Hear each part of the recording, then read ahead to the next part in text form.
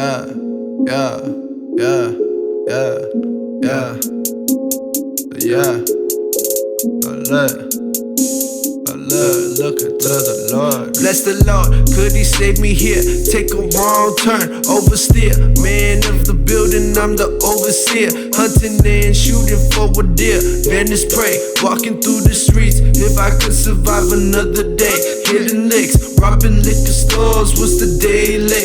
Whipping a $100 Civic. What's the daily? Every interview that I got was a maybe. Struggling every day to day. How could I come home to my baby? Praying to the Lord, as if he could save me. Praying to the Lord, as if he could save me. But that's when I stopped. There you go. Woo, there you fucking. What's up, guys? Today we're gonna be doing a review on a 2001 Mercedes C320. This car is pushing around 215 to the crank and 221 foot-pounds of torque. So for a 2001 model, I say it's pretty quick.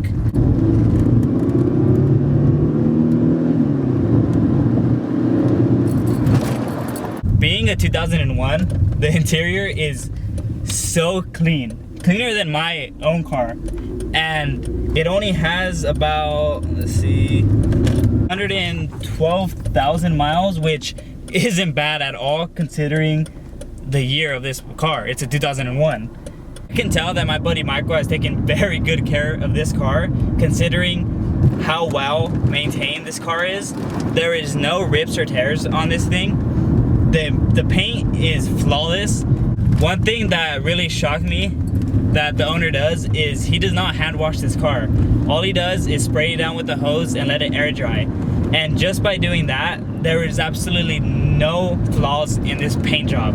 And it's all original paint job. It's never been polished, never been waxed, none of that. It's just OEM. No lag when it comes to flooring it.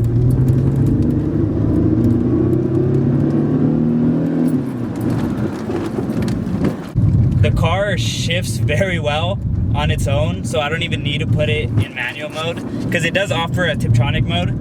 And what's crazy about this car is that once you floor it, it downshifts rapidly. Like it just downshifts and goes. There's no lag and waiting when you're, say, racing from a roll. So that's one thing that these transmissions offer. We don't race. Very legal. This car gets 19 city and 26 highway, which isn't bad at all for being a V6. One thing crazy about this car is that it's on cut springs on the front and lowering springs in the back, and it is lower than mine. It absolutely tucks on 20s, which is crazy, and he still drives it. There is no rub on the rear. That I really like about this car is that there is not really that much torque when you're stepping on it, but it feels like it's a turbo car, meaning that there's a good high range power, high end, and when you're stepping on it, it'll slowly pull you to your seat like a turbo car, like if it's boosted and it's still gaining boost.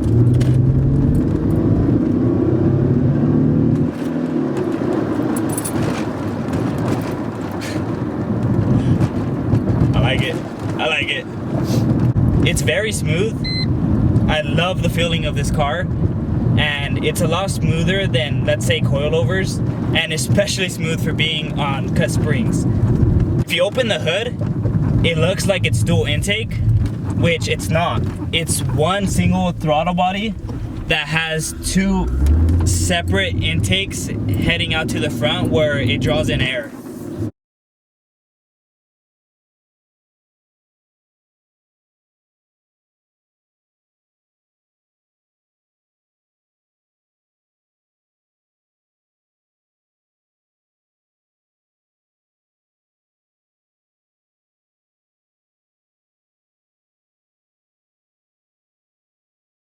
One funny thing about this car is that when you open the hood, it goes all the way vertically. Like you'll stand 90 degrees from the engine, which is insane. I've never seen a car do that, but I guess Mercedes has their ways, I guess. That was funny though.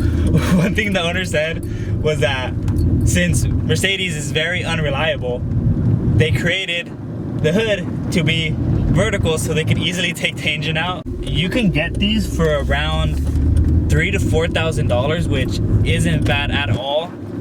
I would definitely sell this car if it was mine for around easily $7,000 to $8,000. The gauge clusters, there's a little screen that tells you all your engine problems and the temperature and everything, so it's not like an ordinary gauge cluster. This one is very high tech for a 2001. Besides putting wheels and lowering springs on this car, the owner also put 3 subs in the back, which is insane. There's no room for anything to fit back there.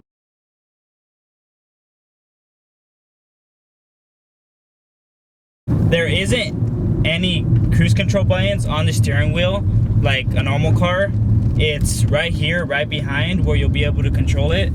And I mean, to save more room and make the steering wheel look better, I say it was a smart choice, but that's just my opinion. The owner hasn't done any mods to the C320. He's planning on LS swapping it, which I feel is pretty dope, especially since he'll probably make it into a sleeper, who knows.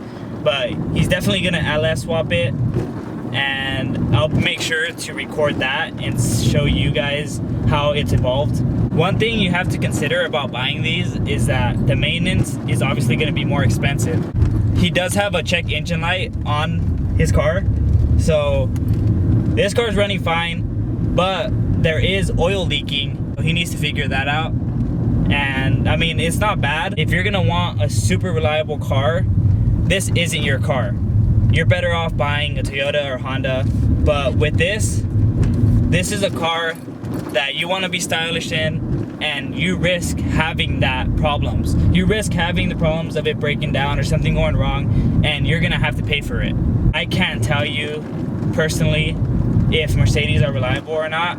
They have been praised to be not reliable, but as far as this car goes, this car hasn't had any problems. This interior is all black, which I personally think is very classy, and I wish my car had that. It's also very roomy. You could easily fit 3 adults back there. There isn't really any problem having people in here if, say, you have a family. On the Static Danny car rating, I give it 8 out of 10, definitely. If you're looking to buy one, make sure it has lower miles like this vehicle, and yeah, definitely look into it. For $3,000 to $4,000, it's definitely worth it. And just make sure that there is gonna be maintenance that you're gonna have to be doing on this car. The maintenance is gonna be one thing you have to think about, especially with luxury class cars. So make sure that you have some extra money to do the maintenance when you first buy it. Oil change, all the fluids, change them. And I mean, then after that, it's just gonna be a risk, like any other car, of something happening to it. Overall, this car is great. I really like driving this and testing it out. Thank you, Maikal, for letting me drive it and beat it up a little bit. And you'll be probably hearing a lot from him, considering that we're gonna be working on his car maybe in the future. And now that he's planning to LS swap it, we're definitely gonna have to be doing another review on that. Right. That is it for today's video. This is my second car review. We're gonna have more coming.